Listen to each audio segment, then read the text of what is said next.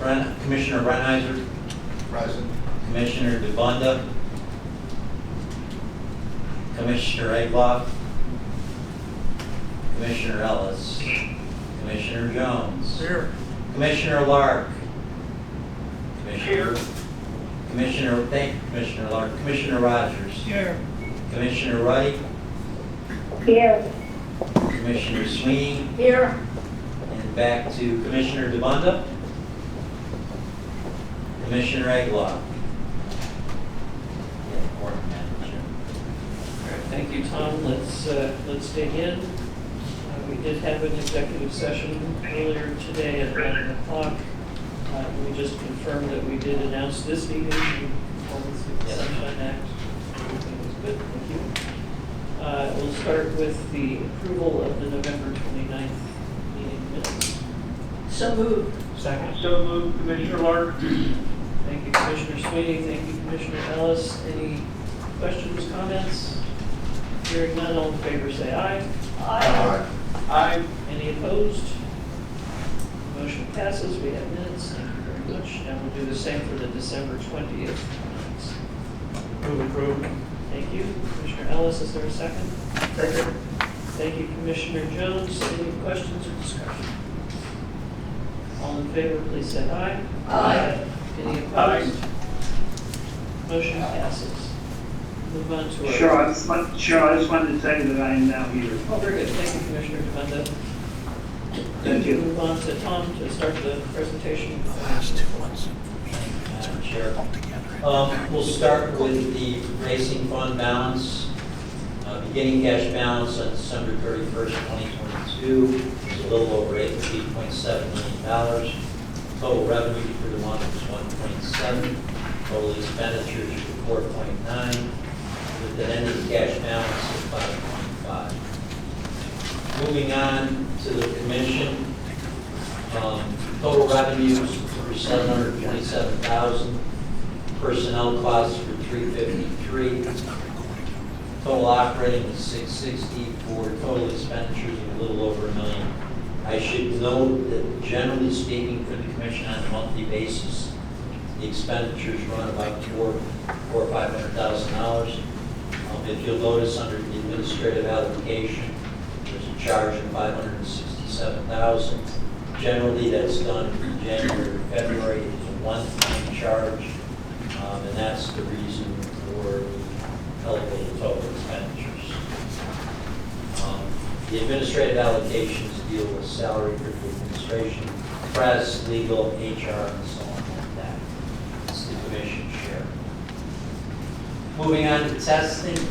Testing total revenues were $975,000. Personnel was $266,000. Total operating was $2.7 million, for total expenditures of a little over $3 million. I should note, Madam Chair, generally speaking, the total expenditures are about $1 million roughly. I'd like to highlight a couple. Under UPenn, other specialized services, which registers at $1.4 million. There are two reasons. Generally speaking, the UPenn bill is $300,000 to $400,000. This month there are two invoices in it, so we have 1 month of catch up. The second issue is that this commission budgeted back last year the purchase of a piece of equipment for $450,000. That's in this month too, so that 1.4, that's one extra month plus $450,000 equipment piece. Two other things of note, you'll see under real estate, $368,000. That's a one-time charge. That's the lease agreement with Westchester University for the petrol lab. And the last is under admin allocation, you see $590,000. That also is a one-time charge. Usually it comes in January and February. It is for administration allocation to the commission. And that's the explanation of the additional total expenditures for the month. Any questions so far? Moving on to promotions. Under promotions, there's no revenue. Under expenditures for the month, $885,000. You can see under the PA Horse Breeders Association, PHRA, stands for Readers Association, and the PTHA funds that went out either at the end of December or the end of January for the market share. Moving on to the comparative, for December, you'll see that total revenue was a little over 10,000,003. It was 10,000,003 last year, which is pretty flat. Personnel costs were 5.1 versus 4.9, which is about a 4% increase. Going down, total operating was 6.3 versus 3.7, which is a 7% increase. You'll notice that for other specialized services, that's the UPenn, that pretty much is caught up. And as I said, the equipment piece, moving down, you'll see the administrative allocation is 1.1. Generally, that comes in January or February. So that's the reason for the increase overall. And the last three reports deal with the PA Thoroughbred Breeding Fund, the Standardbred Breeding Fund, and the Cyrus. There's nothing of substance there, Madam Chair. Thank you, Tom. Any questions? When Tracy gets back from her well-earned vacation, I'll tell her you filled in admirably. We have two marketing reports next. I'm not sure where Jeff Matty is. Right there. There you are. Okay.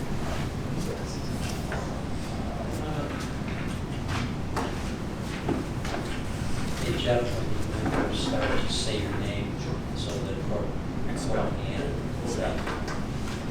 Good afternoon. This is Jeff Matty, PTHA Executive Director. That's Matty, M-A-T-T-Y. Madam Chair, Commissioners, we'd like to thank you for giving Bruce Casella and myself the time of day this afternoon to report to you our grant report along with our outlook for 2023. At this time, I'd like to introduce the PTHA Director of Media and Video Productions, Bruce Casella. Good afternoon, everyone. Bruce Casella, that's B-R-U-C-E-C-A-S-E-L-L-A.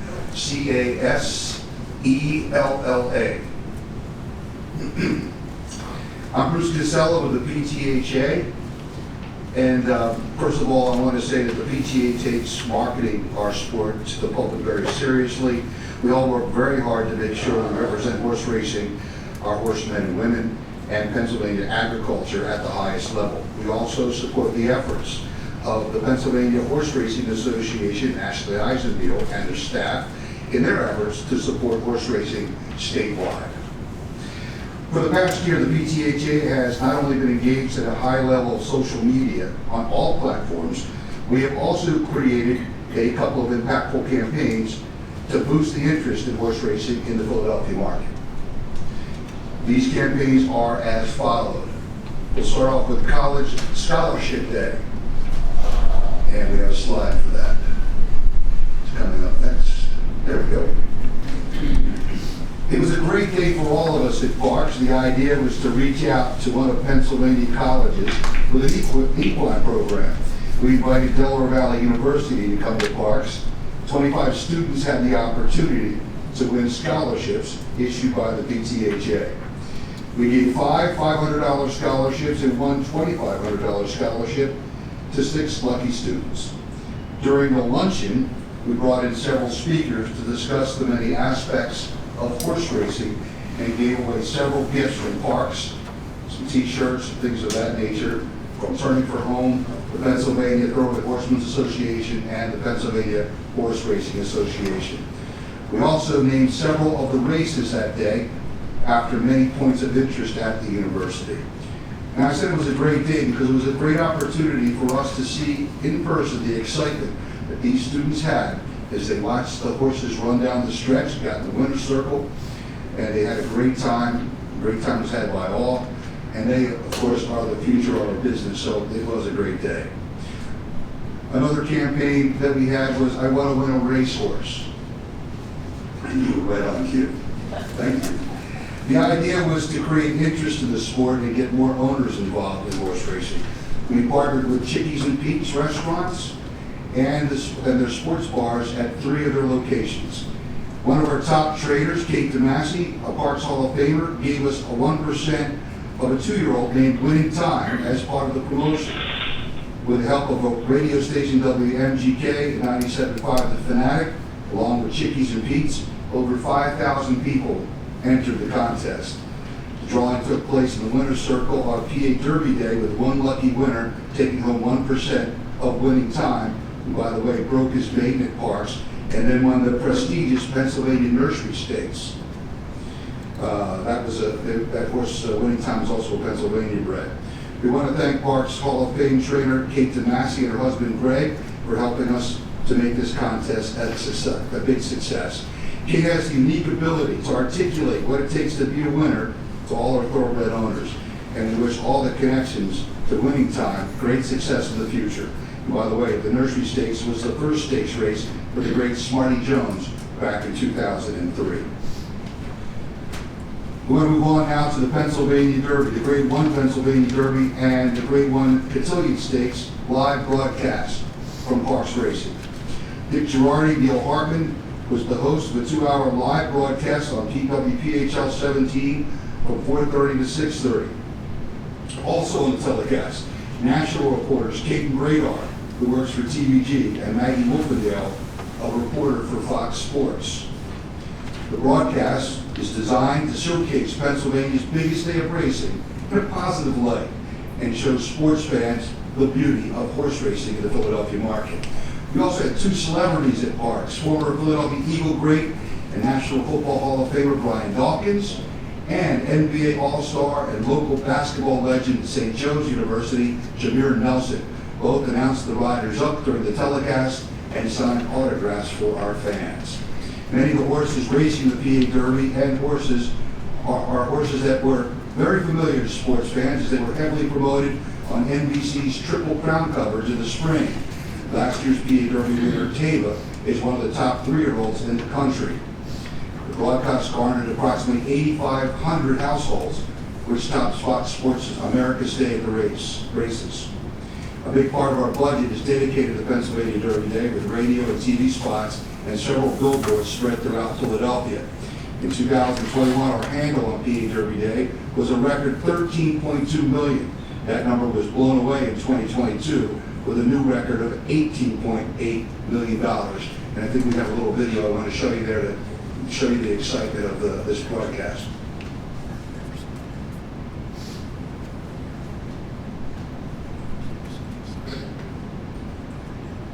Tava, the Santa Anita Derby winner. The Run Happy Santa Anita Derby goes to Tava. Other top contenders, he's the winner of the Haskell, Cyberknife.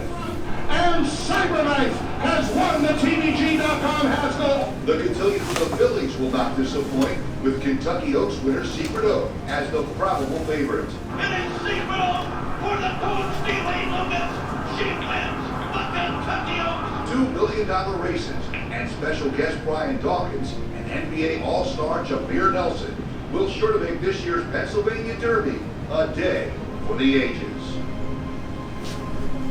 Then this was the opening to our broadcast. Spectacular fall afternoon for the biggest racing day of the year in Pennsylvania. Okay. Sunny skies, temperatures in the high 60s. Yeah, it was a nice day, and it was sunny. The year before it was kind of rainy. But yeah, this was a great day for us, and it was broadcast throughout the state of Pennsylvania on all the affiliates that were related to Channel 17 in Philadelphia. So it was from east to west of the state of Pennsylvania. Let's Go Racing is a weekly show hosted by Dick Girardi and Danny Gibson.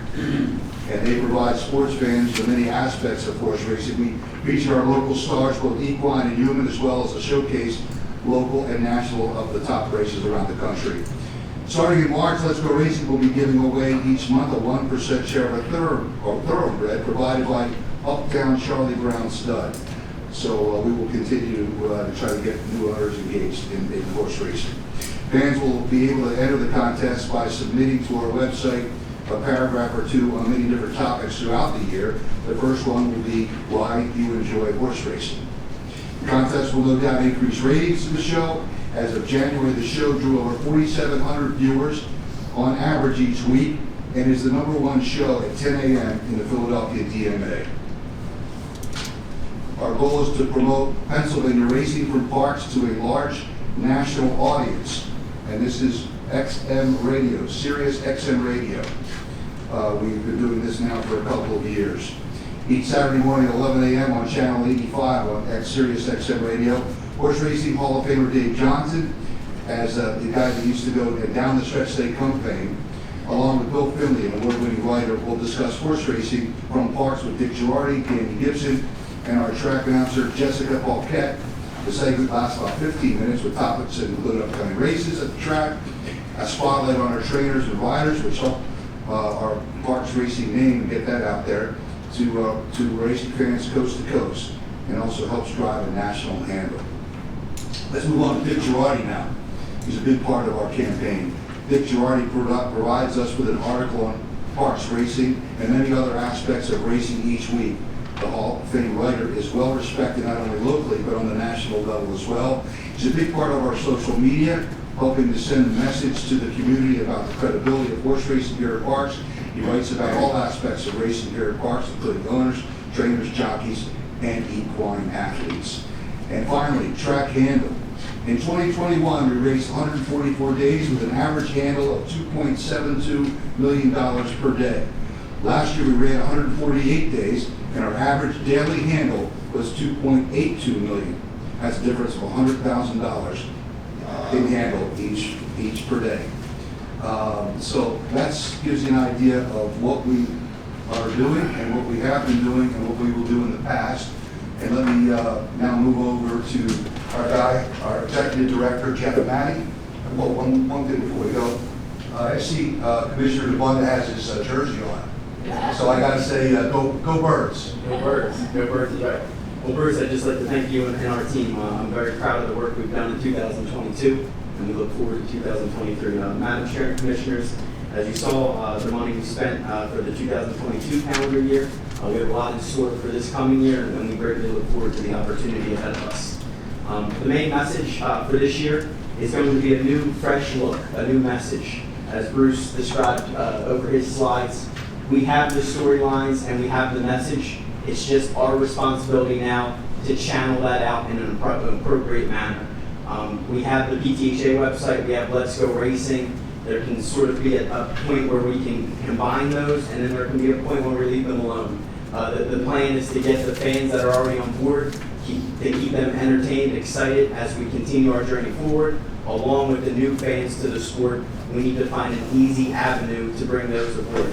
So I think as we move forward into 2023, it'll be how we deliver the messages, because we have so many messages. Bruce, along with our entire staff, we're going to make an adamant and a tremendous effort to redesign our whole website, to make it more interactive, to make it more user-friendly, not only appealing to our membership in the PTHA, but also appealing to those fans outside of the PTHA, because as many of you know, a lot of the information on our website is mainly for the owners and the trainers. But we want to provide an opportunity for that fan that may see our logo or may see our name or come across it on Let's Go Racing to be able to jump into the action and not miss a beat. So we want to tailor all of our marketing strategies to sort of appeal to all three layers, meaning the fan that's been around forever, the member that's been a part of our association, and then the new fan that's fresh to the sport. And I think our staff is really willing and able to do that, to take that new fan and put them in the action. As we move forward, we're going to highlight Turning for Home, which in my opinion and many opinions throughout the industry, as you all know, it's an aftercare program that is second to none. It's the gold standard. Recently at Parks, we just changed our funding mechanism, so Turning for Home will have ample funds to do all the great things that Danielle Montgomery and our staff do with the aftercare, because as all of you know in this room, we're nothing without aftercare. It doesn't matter how many Grade 1 races you run, it doesn't matter how many stakes races you run. In my opinion, every track should be judged on our aftercare program, and we'll go to bat for our program every day of the week. Moving forward, some of the campaigns we're going to do, a little bit repetitive of what Bruce just told you guys. We're going to do College Scholarship Day again. We're bringing Delaware Valley University out. David Osajanik, our racing secretary, has a great lineup for Parks Madness. This is a little bit different, not necessarily a campaign, but it's just going along with delivering that message. The first week of March, we're having Parks Madness, which we're running, I believe, 7 stakes. We're running some starter handicaps, and the overnights on that card will be named after local colleges. With the help of Dick Girardi, Bruce Casella, myself, and our staff, we're going to get as many representatives out to the track on that day.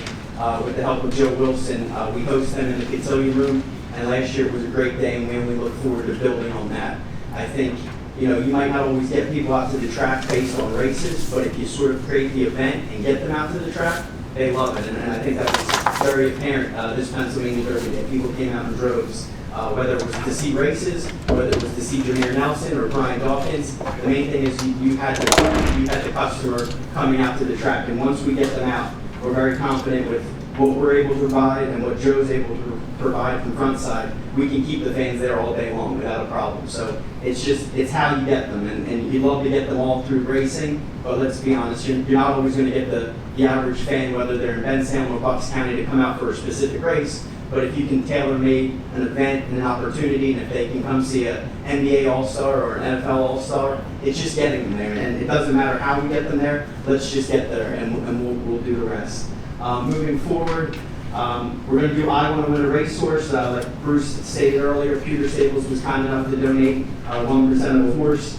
Now Uptown Charlie Brown Stud is going to donate 1% of the horse. There's a couple different partnerships throughout the Commonwealth that have reached out that they want to be a part of this. We're going to take Let's Go Racing, our show, and really be able to showcase the partnerships throughout the state. We're not going to highlight one in particular partnership. We're going to spread it out evenly. Same when it comes to the stallions. We've had multiple stallion owners call us in the last couple of weeks to say that they want to be a part of our show.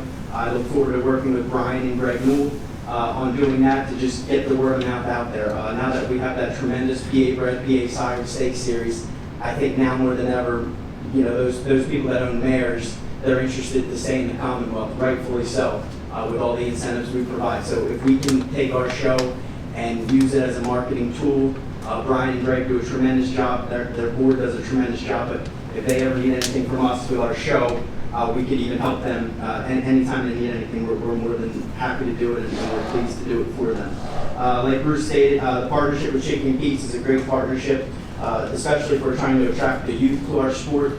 Chicken and Pete's, the location in the casino is always busy, and it's the demographic we're looking for. It's the demographic that doesn't necessarily think horse racing first. They might think football, basketball, baseball, but it's just getting our programs and our horses and our horsemen in front of their eyes to sort of draw over that fandom. I think it's an easy transition. It might not seem that on the surface, but I think if you put them in an atmosphere that's sports-centric, and you have a place like Chicken and Pete's that's sports-centric, I think that the transition could be easy. And again, I think it's all of our responsibilities to shoot for that next demographic, that younger demographic, the next future in racing. Last but not two more remaining slides. 2023 campaign. Obviously, we're going to have the Grade 1 Pennsylvania Derby and the Grade 1 Cotillion again. We're going to partner with a lot of local businesses. I think there's a lot of races on that undercard where we can do some sponsorships with some local businesses. It's important for us because we need to make Pennsylvania Derby Day like we did this year. I think myself, our staff, Bruce, Joe Wilson, David Osajanek, the entire Parks team, we made it a spectacle, and it's one I'm proud of, and we look forward to building on that. Obviously, the handle did not lie. The horsemen came out in droves, the fans came out in droves, and obviously the wagering dollar was there. So it showed that we put on a spectacle, and I think going forward, we need to continue to always focus that. Make it a spectacle, make it a can't-miss event. So we draw from the Philadelphia area, we draw from Bensalem, and we draw from Bucks County and all over the state for that matter. And we really look forward to that. One big project we have in store is creating the new Parks Hall of Fame. We currently have our Hall of Fame on the 3rd floor, the entrance to our steakhouse. But with the help of Joe and his staff, we're going to have a new location on the 1st floor, and I think that's going to be a great opportunity for us to really highlight the men and women who got Parks Racing, who got Philadelphia Park for that matter, and Parks Racing to the point we're at today. And it's a history we're proud of, and we look to continue for many years to come. That location, like I said, is on the 1st floor. It's not too far from our cotillion room, so there's a lot of events that we could sort of co-marry the two together, whether they have an event in the cotillion room and we take them to the Hall of Fame or vice versa. It's going to be a real neat tool for us to be able to use that room. It'll be the new location for our show, the Let's Go Racing show. That's currently broadcast on the 3rd floor, but we're going to bring that down into our Hall of Fame. And the reason why you see Smarty Jones, obviously, is he's going to have a big part of it. It's going to be a Parks Hall of Fame, but it's going to have a centerpiece, and that's going to be probably the greatest horse that ever run from the Commonwealth of Pennsylvania. And we hope to get another one soon. If any of you have any insights, let us know. But we need a Smarty Jones again. Last but not least, our partnership with Sable Duel. For those of you who don't know, Sable Duel is basically like a fantasy football type of setup. You go on our Parks card, and we started this partnership actually as of today. It's going to lead into our Parks Madness and then for all the events throughout the year. But the PTHA partnered with Sable Duel, and fans and customers are able to go on. They have a mythical amount that they can spend, and they have to pick winners in every race. You get points based on how the horse finishes. So if the horse wins, you obviously get a designated points amount. The more the lengths the horse wins by, you get additional points. But on the opposite end, you lose points for how far the horse gets beaten. So it's an easy way to bring in new fans because they can understand that the favorite's worth, say, $10,000 and a 50-to-1 shot's worth $100. That's an easy transition to explain to them. You're not going through PPs explaining everything that a racing form or program gives you. You're just saying, look, this is the horse. These are a couple of his past performances. This is the trainer. This is the win rate. This is the jockey. This is the win rate. It's not the end-all, be-all, but it's very easy to bring someone in saying, look, this is what you have, spend the money, and you can watch it throughout the day. It's not like a pick 3 or pick 5 or pick 6. You're engaged for all 11 races we run throughout the day. So it keeps our fans engaged from 11:55 to 4:35. Throughout the day, and it's something that our fellow trainers, they use, and I like that personally because it allows our horsemen to become close. This is a very competitive sport. There's claiming, there's competition for owners, but this is one platform that we've felt that brings our horsemen together for the greater cause, and the greater cause is that at the end of the day, we're all part of the PTHA and we're all part of that Parks backside. So if you have one of our leading trainers that's playing, for example, today, and there's a smaller operation in the last race, and he happens to have that on Sable Duel, now you have people rooting for each other, which I think we need a heck of a lot more in today's day and age. So we need to lift each other up and build each other up because we'll take our backstretch community and go against anyone. I'm very proud of the men and women that like to call Parks home. And last, that's all we have for the presentation. I'd just like to take a moment to thank Sal DeBunda. Sal, it's been a great year we had together. I'd like to thank you for your endless support and dedication to the PTHA, the men and women of the PTHA. I'd like to thank you on behalf of all of us. Bruce and I will call you dear friend, and we will forever. But your years of service and dedication to the horsemen at Parks, we're in a better place for it. We're in a better place for it because of the work you did alone, because of the work you did with Mike, and the work you did with all previous boards. So Sal, I can't put it into words how much you mean to me, how much you mean to our association, and we'll see you soon, all right? Thank you. Thank you, Jeff and Bruce. Congratulations on the increase in handle. Just curious, what follow-up do you have planned for the people who actually get 1% of a horse to teach them what it means to own a racehorse? We had the winner this year. He was very much someone who was engaged on social media. So when that person won our event this year with Pewter Stable, it was perfect because he actually documented his experiences in the barn, in the morning training. So being able to take that experience and really shine it bright. Because I think if people got to experience racing up on the rail in the morning, we'd have too many fans in the sport. But it's being able to get that experience to the masses that there's always going to be a barrier there. But being able to hand out 1% of a horse and letting them tell a friend about it, and they really see the ins and outs. Like, we probably won't have as successful this year because the winner that Peter gave out this year came back and won the Pennsylvania Nursery, so it's a high bar to set. But I think it was tremendous, and I think just bringing one fan in at a time, and then they tell a friend who tells a friend who tells a friend. Now, that person who has that winning time, there's a picture on his desk at work with the win photo, so anyone that comes in his office, I'm sure there's questions asked, and it's just brick by brick. And I did a feature that aired on the show as well with him. I put a wireless mic on as the horse was, coming down the stretch, and of course he was excited and everything. So, and the guy works at Wawa, so he's right there. He's making all these guys picture right there. That's great. Any other questions? Jeff, how did you select what horse you were given 1% with? We turned it over to Russell. We turned it over to Kate DeMassey. Kate DeMassey came to us and said she'd be honored to give the 1%. And Kate DeMassey, being a PTHA board member, I knew she wouldn't, she'd do her best to make the event a successful one. I think it surpassed her expectations, but that's sort of where we're at. We're going to work with the partnerships to sort of pick that horse. And we want to cater to the younger horses. I want to know who she likes for this year. There you go. I'll have her call you first before we do anything, all right? She and Greg are awesome. Yeah, just like to, again, thank Kate and Greg, and we look forward to working with those other partnerships throughout the year. You know, fan by fan, we'll make it work. So thank you again for your time. Thank you, appreciate the, If I might suggest taking that one step further and promoting fractional ownership. You know, you talk about one person telling two and tell, if you had 10 or 20 in fractional ownership, that's how it spread. Absolutely, thank you. And Kate, that's one of the things, she has Pewter Stable, and she does that. She gives away, or she sells shares in her horses. And there's other groups too that are doing that as well. very good. Turn over to the standard grant side and ask Kim Hankins for a report in Minnesota. Good morning. Was there another comment? I'm sorry. No, go ahead. No, go ahead. Okay. Kim Hankins, KIMHANKINS, Executive Director of the Meadow Standardbred Owners Association. Thank you, Madam Chairman and Commissioners, for this opportunity to present our 2022 marketing report.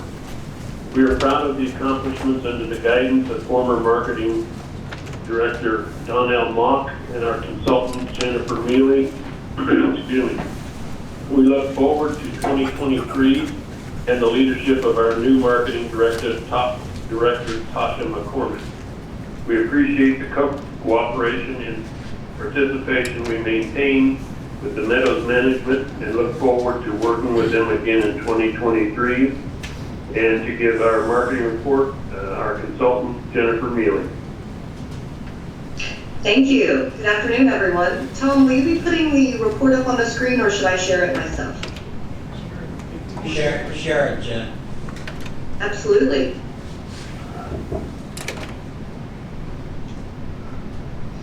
Can everyone see that okay?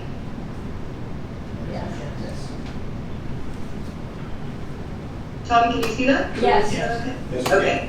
Wonderful, wonderful. Thank you. Madam Chair, Commissioners, my name is Jennifer Mealy. It's M as in Mary, I-E, L as in Lisa, E. I'm a marketing consultant for the Meadow Standardbred Owners Association and filling in today in between marketing directors. So I'll share a little bit of information about our forward-facing strategy as well.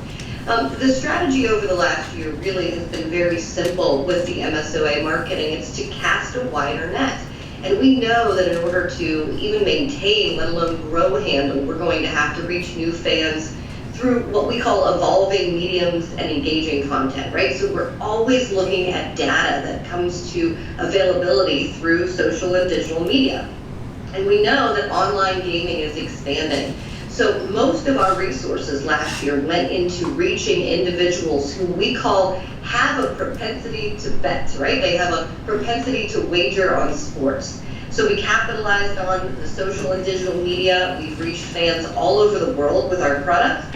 And as I'm about to tell you, a new director of marketing is going to continue those efforts to bolster on-track handle and then continue those unique in-person events. And we really have a plan this year to formulate improved loyalty and rewards programming. We keep getting feedback time and time again that people want a loyalty and rewards program for racing, so that's what we have to do. So I'm going to start by talking to you for a minute just about online gaming.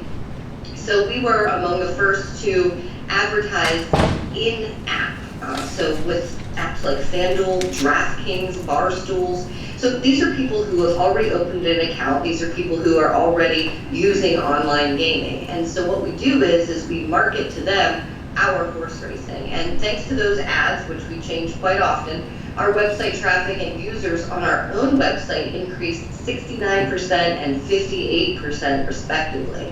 So we can directly attribute more than 1,200 clicks to the website from those display campaigns. And so what are they looking at, right? They see an ad in FanDuel or they see an ad in Barstools and they click on it, and then they land on our website. And what they're clicking is either the Bet Now button on our website or viewing the free online racing program. So it was definitely worth it to work with the casino and implement that free online racing program there.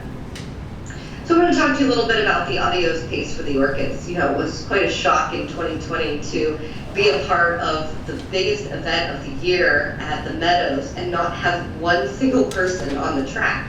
So we really had to get creative, and we really had to think, how are we going to do this? How are we going to bolster wagering that day? So what we did is we created a live stream through YouTube and Facebook. We did a split stream through both mediums. And we brought in Donnell Mock, who was the MSOA marketing director, and Gabe Pruitt, who is a harness racing commentator, and they did this live show. We did it again in 2021, and we did it again in 2022. It's a 5-hour live stream. I mean, you know, of course, Bruce is used to producing content daily and weekly, which I give him all the credit in the world for his energy and enthusiasm. This was a huge undertaking for people who don't do this every day. We pre-produced videos, feature videos. Bruce helped us with a lot of those. Sponsor advertising. We really wanted to push the idea that people who were either not able to make the audios or people who were on track could watch what was happening in between the races as more of an entertainment factor. And we marketed that in the sports betting apps along with digital and social media. So we promoted that stream, and we reached 45,000 viewers. We were in the United States and Canada and Brazil, Ireland, United Kingdom, Argentina, Australia, Italy, Sweden. So it was a pretty big day, and we were really, really excited. If you look on your screen there, you can see that the wagering from remote sources increased by more than 25%, and that's year over year. Remember, we did the live show in 21. We did the live show in 2020, but it started to gain traffic, and it really, you know, showed those results of, you know, more than $250,000 in increase from betting from remote sources. So just wanted to talk to you about social media and content for a minute. I give all the credit in the world to Donnell Mock, who is now working for the PTHA. She really worked on the social this year, saw a 9% increase in followers. That's about 1,000 followers, and for an organization of this size, I think is excellent. The Instagram page, their reach went up 716%. Now that's use of creative video, of reels, of ephemeral content. It is a new age, and you have to constantly learn and keep up with social media, or you almost become irrelevant if you don't know these things. Peak times for the MSOA really surround major on-track events. I'm sure that's no surprise to you. The Adios and Dave Pallone night. So I wanted to just show you the Dave Pallone night, what happened there. That was a major highlight in this year's content and in-person event strategy. So having Dave Pallone on track, signing autographs, giving away his colors, it was really neat. And we kind of teased it, boldly going where no driver has gone before. He is already the winningest driver in harness racing, but on Saturday, June 25th, he had his 20,000th career win. So got a lot of social media traffic over that. Just spending a minute here on strategic partnerships. So in-person events are still very important to raising the visibility of the track in Western Pennsylvania. So you've got your food truck festival, family fun nights, corks and kegs. You can see how it's spinning toward those niche markets, those younger markets, bringing people in for these things. The challenge, though, continues to be converting these visitors to bettors. You're seeing on-track handle increase year over year in terms of these events, but you're not seeing it increase every single event. So a lot of time and money and energy goes into being able to put on these events, but it's really, the Adios that's the big in-person event. So we continue to work on how are we going to convert these people. What happens if you've attended a family fun night with a corgi races or something, right? You have dozens of families who show up with their corgis, they race them, and then they leave. And we say, wait, there's horse racing going on. We need to convert you. We need to teach you a little bit about this. So where do we advertise? Who do we use in Western Pennsylvania to help promote our events? WJPA is the local Washington station, a lot of loyal listeners there. The Fan, which is the Pittsburgh Sports Network, WPXI television, they have the Triple Crown races, so we always work really well with them because we feel the halo effect from Triple Crown. You know, we see people coming to the track interested in that. And then WTAE is an ABC affiliate. It's a Hearst Ono, and it enables us to implement all these digital ads and really track and target our audience, which is great. We continue to use out-of-home advertising, OOH. We use what we call sort of billboards on wheels, right? Where we have transit advertising all across Western Pennsylvania. And we know that consumers are 50% more likely to click on a digital ad if they've seen OOH first. So we continue to really have ads that pop on these big transit buses throughout Western Pennsylvania. So in terms of forward momentum, we're looking to, again, work closely with the Pennsylvania Horse Racing Association. I think Ashley Eisenbill probably gets about 10 emails from us a week, and she's always responsive in helping us get what we need, and really creating a partnership there is important to us. They're there and present during our audios live stream. They're not just phoning it in, they're there. Wager Warriors are there, which I think is why you see that huge increase in on-track handle, because they're able to help us with the conversion. And we worked with them over the last year to kind of tweak how the Meadows was represented on their website, and they went from sort of not being a big referral source for us to now being the 6th biggest referral source to the MSOA website, which we're really excited about. And then the leadership team of the newly branded Hollywood Casino at the Meadows, very responsive, very engaged about track marketing events. They're coming up with ideas. They're calling us to partner, which is great. And so we'll be meeting with them next month to start reviving that racing loyalty and rewards program. And finally, I just wanted to introduce you to Tasha McCormick. You can see her picture up there on the screen. She starts next Monday, so she missed the commission meeting by 1 week. But she will be the new director of marketing for the MSOA, 25 years promoting and marketing horse racing. So we found a jackpot of a candidate. So she's really going to lead that promotions, loyalty, rewards. She started in off-track betting at Ladbrokes, and she then became general manager of several sites in Western Pennsylvania. She went on to work for the casino as the racing rewards manager, and eventually served as the interim director of racing and racing services manager. So we were happy that she was able to jump this side of the fence. That's the update. One of the things I did want to mention that kind of gave me an idea from what the last report said. $30,000 from the MSOA in scholarship money this year. So continuing to reach out to the next generation and supporting them in education is very important to the MSOA. Can I answer any questions for you today? Are you working with the fairs in the area to market what you do at places where people might accidentally see harness racing for the fair? So as as sort of an interim transition person, I personally have not, but I know the PTHA does spend a lot of time working with the fairs. Madam Chairman, in response to Kim Hankins again, our president is heavily involved, as well as Lisa Dunn is the president of the Fair Horsemen's Association. So we do have a good connection and good relations with the fair racing, but we, at this point, we have not done a lot at the fairs, but I think because of your question, that might be something we look into in this coming year.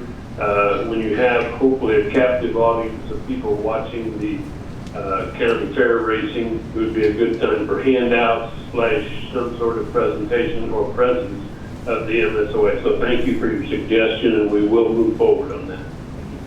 Any other questions?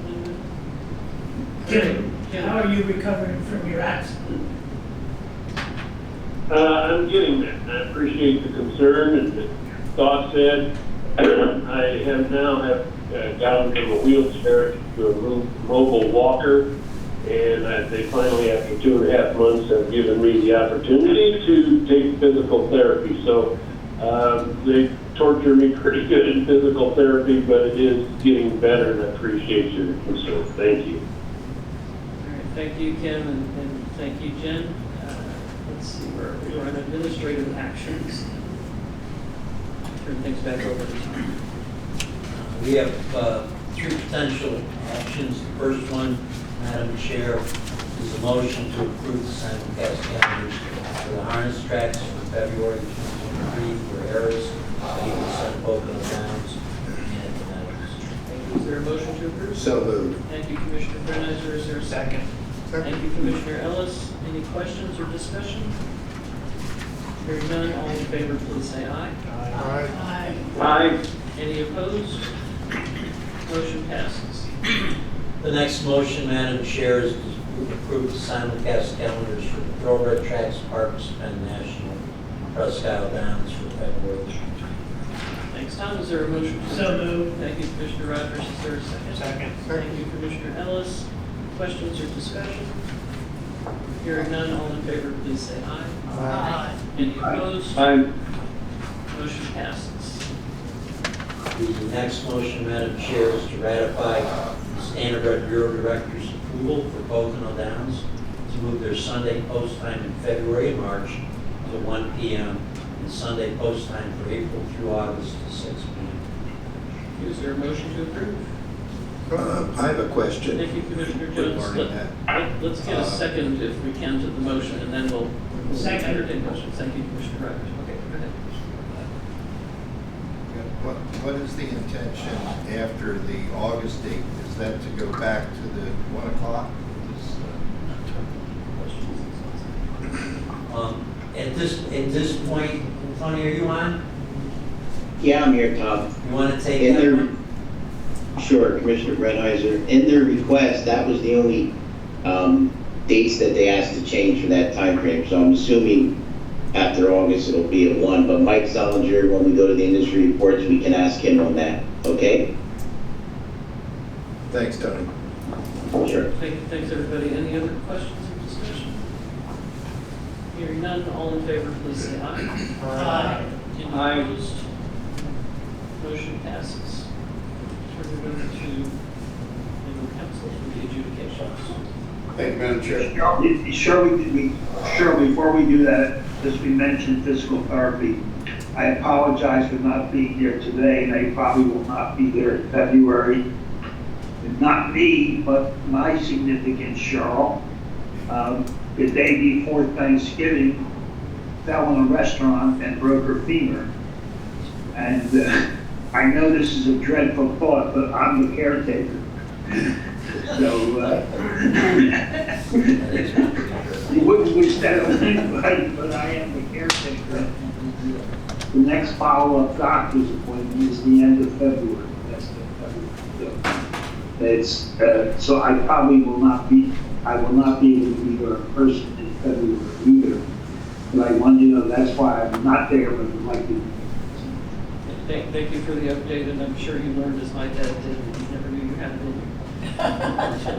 You had to. I feel I'm in better shape than I was before that, but I can tell you that. Okay, thank you. Let's turn to the adjudications. Thank you, Madam Chair. This matter, George Vestal, AUGUSTO.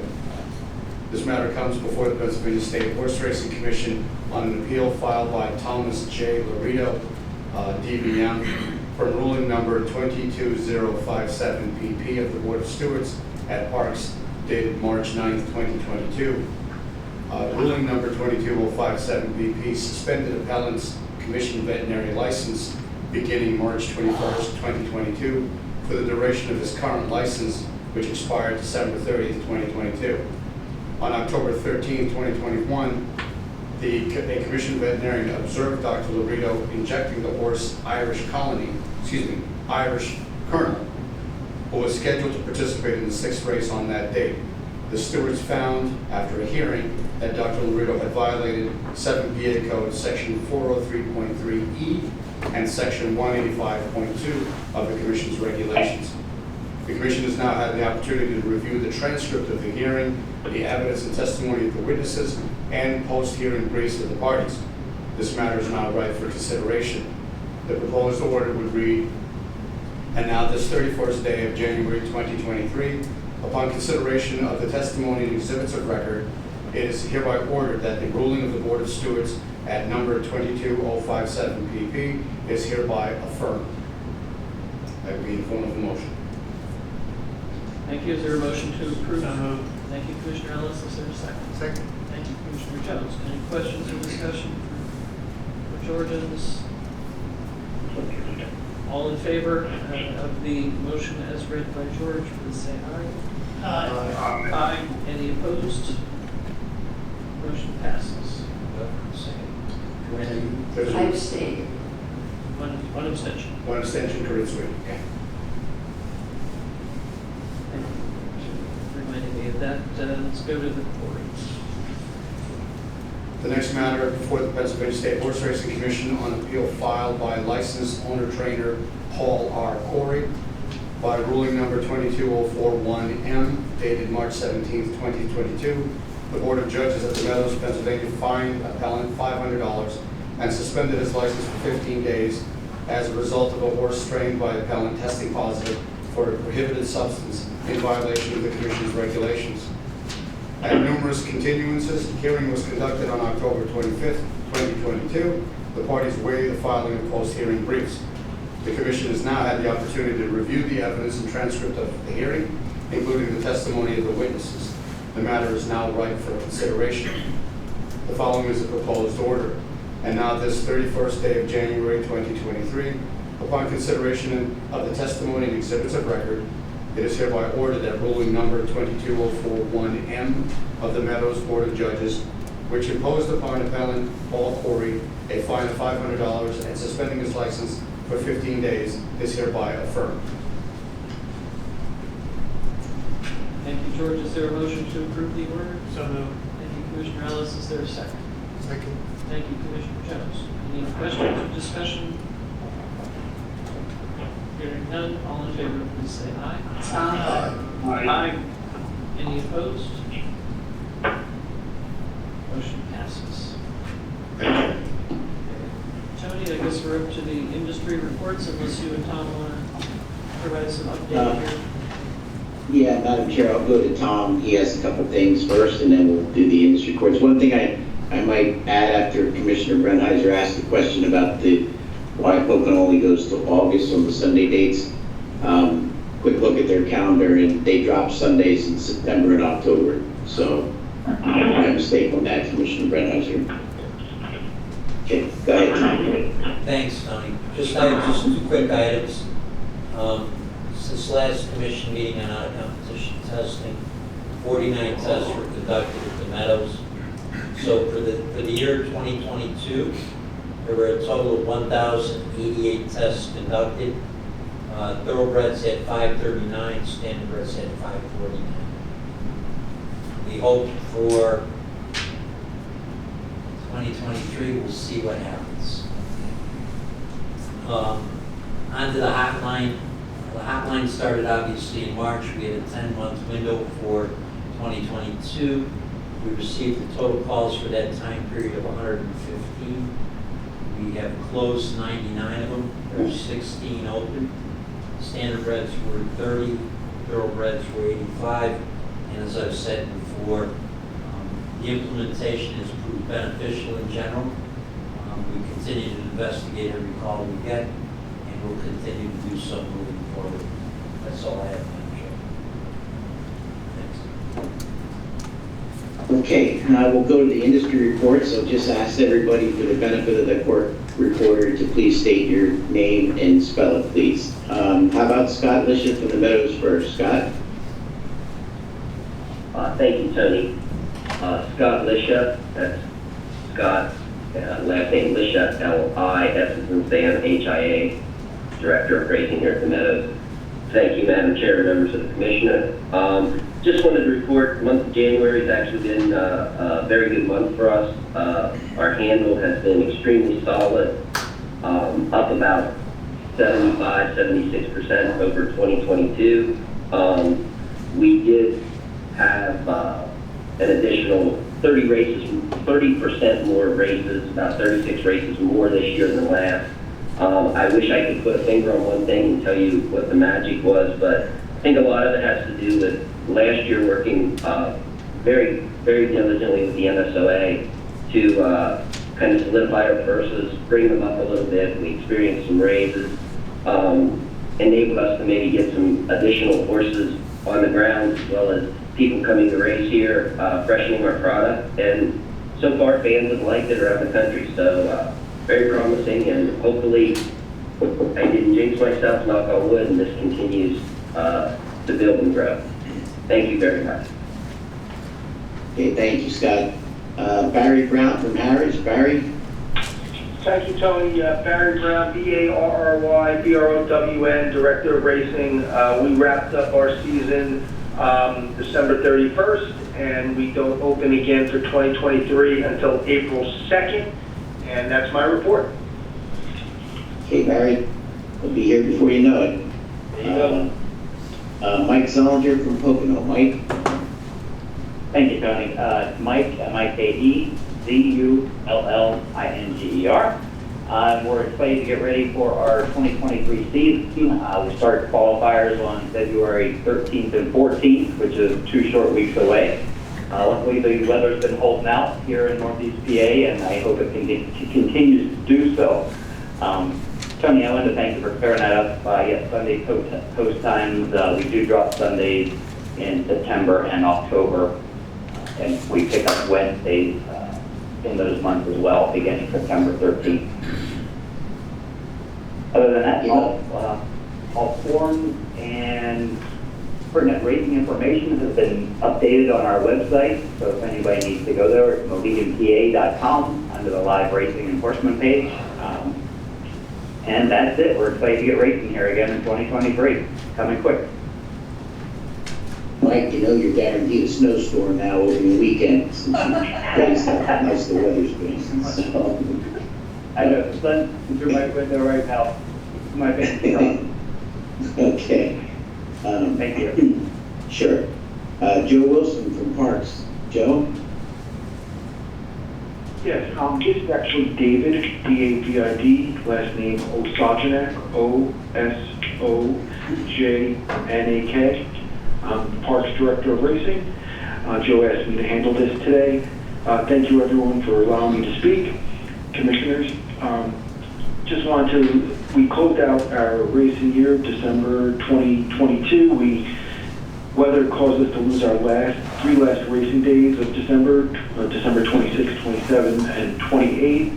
That was a little disappointing. However, looking forward to 2023, working with Jeff Maddie in 2022, and the PTHA and his team, we had a slight uptick in handle, like Bruce Casella mentioned earlier, which was a positive note.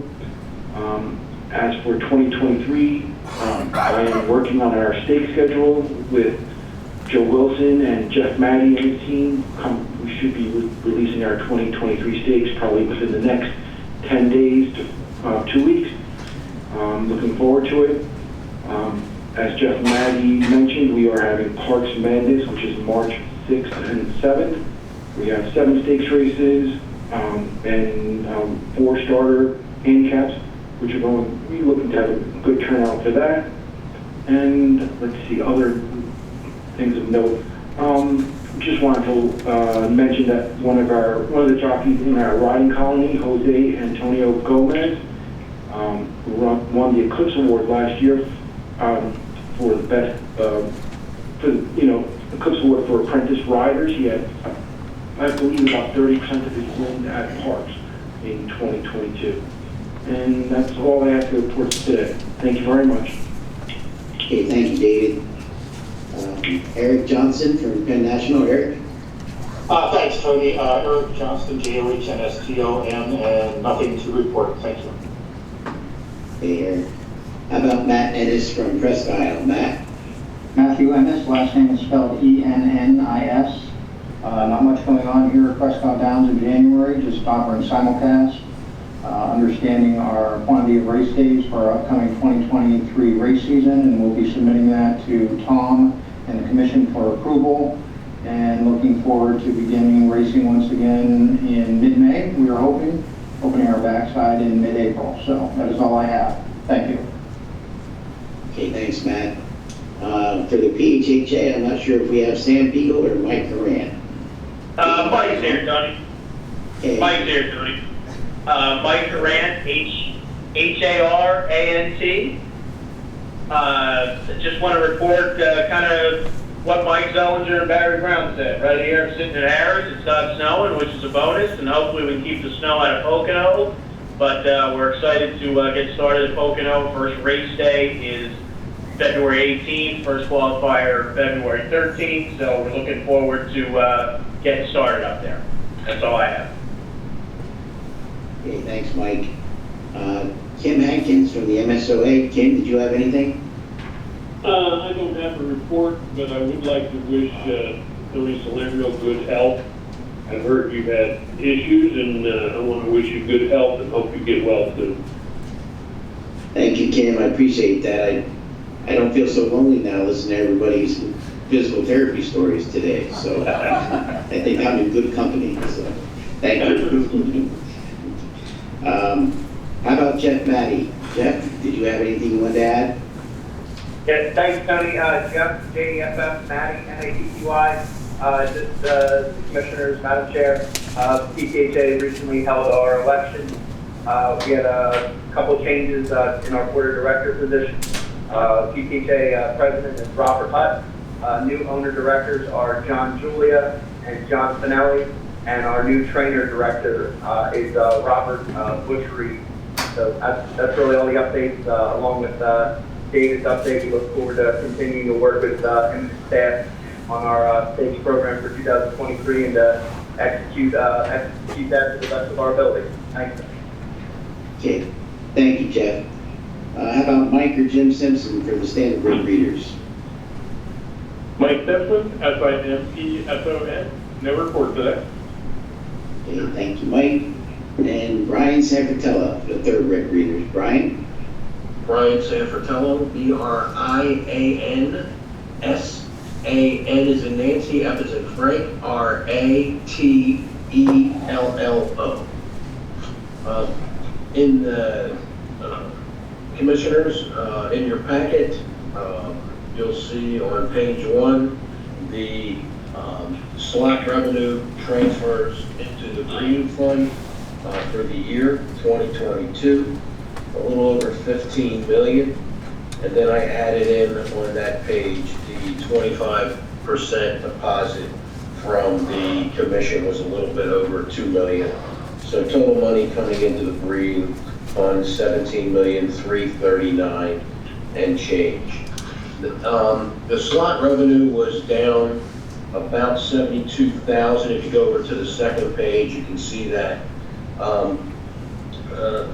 Doesn't seem like a whole lot, but there is a concern with more Category 4s opening that slot revenue will continue to decline. So again, something for us to work on during the next year. Also, the February Thoroughbred newsletter is there. On the first page, you'll see new breeders, John and Colleen Fabriziani. We were looking for Italian breeders to highlight, so we got a couple. And starting on they bought a farm and they purchased their first broodmare in full. So it's a great story. And then the last item today is the stallion auction, which we completed on Sunday. The return was very good. It was the highest in the past 3 years. So we'll keep working on that, and thank you. Any questions?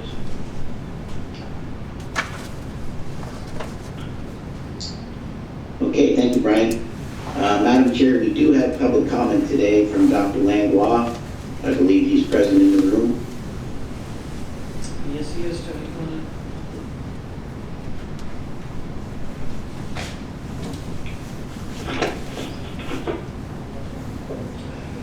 Brian, B-R-Y-A-N, Langlois, L-A-N-G-L-O-I-S.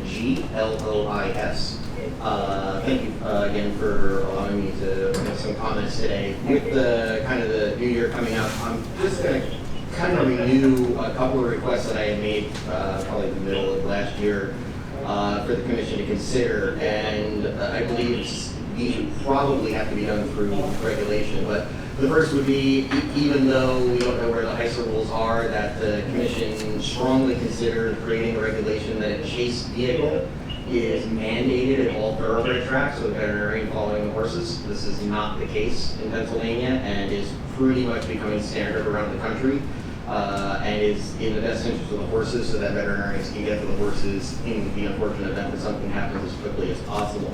The second would be that the steward's notes be made available on the commission website after each racing day or as soon as possible after that. This is for the fans so we can better understand potential decisions that are made by the stewards. And of course, this would only apply to instances where there's disqualifications or inquiries or objections that are not allowed or allowed, and because that's a cause for concern among the fans as far as understanding why the stewards have ruled as they have in certain situations. And sort of along those same lines would be the commission once again considering creating rules or asking the racetracks to adjust their stewards rules to go from category 2 to category 1 infraction rules. And this is pretty much the standard around the world. I believe it was implemented in Oklahoma last year. And it really would actually, we feel, go to a lot more fair way of judging infractions that are made. So obviously, it's my understanding these are things that may have to be given by regulation, but they can only be even approached as a regulation if they're brought up by a member of the commission at a future meeting. And then the final thing would be for, and I will send the commission some more information on this and a small short presentation that was made at the most recent Global Symposium on Racing on a small device called a stride safe sensor. And this is something that was studied over the last year at NYRA tracks and actually has, if their data holds out, about a 90% success rate in kind of determining a horse that is prone to a catastrophic injury before that injury occurs. So it actually, it does a lot of things. It's literally about the size of this phone. It fits into every saddle pad. And using a whole bunch of different measurements that it does over like 800 measurements a second. It measures all aspects of the stride, and it has been actually found to find slight differences in horses' stride when they are suffering from even a minor ailment that later on could become a more catastrophic thing. So the good news is that it's very easy to use. The algorithms have already been established. And as far as cost, it was announced at the Global Symposium that Jim McAville, the guy down in Texas, Mac, has also been offered to offer monetary compensation to tracks and commissions looking to implement this at their tracks. So there may not actually even be a cost because he is very much behind that. So that would be something I would encourage the commission also to maybe reach out to the developers and potentially Dr. Scott Palmer up in New York, who's been very big in this. To potentially have him present on that for the future commission meeting. So, thanks. Okay, Dr. Langlois, thank you. I know Tom has spoke before about the stride safe sensor, and on another point that you said on the category 1 and category 2, there is an article today, I believe, on Pollock Report that talks about the Oklahoma that you mentioned on them switching over. So. Thanks for your comments, Dr. Langlois. That's all I have. Commissioner DeBonda, can I ask what the status is of that chase ambulance? Can I have Tom, somebody tell me, or you can, what, he said that's not required. I'd like to know what the status is of that chase ambulance and where we are in Pennsylvania. In the last commission meeting, there was no effort to move forward with any change in regulation. Are you, George, you want to? Especially because of HISA and the uncertainty with that whole issue, that would be a specific provision under HISA regulation. HISA would require that? I don't know. That's my point is that we haven't heard from HISA in terms of what that would be, if it's in their reg or not, and the uncertainty with the whole HISA regulation. We're trying to come up with a better plan. Well, I mean, that seems to make sense to me. So I would put that on our checklist to make sure that whether HISA goes forward or not, we at least revisit that at the appropriate time. The only other thing I would add to that would be that under the current safety and safety racetrack rules, that is not a requirement under this, which actually surprised a lot of us because it should have been, but it is not a requirement of this at this point. Okay, thank you, Jody. Thank you, Dr. Lindblad. Commissioners, any other public thoughts? We should give you guys a slide on the agenda if there's anything you'd like to share.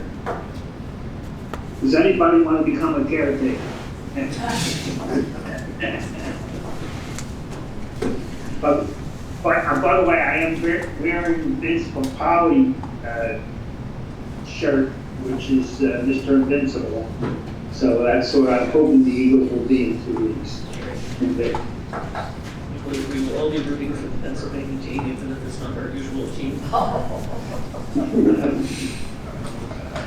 All right. Thank you. Our next meeting will be on Tuesday, February 28th. Is there a motion to adjourn today? So, second. Okay, and everybody said yes. Safe travels home.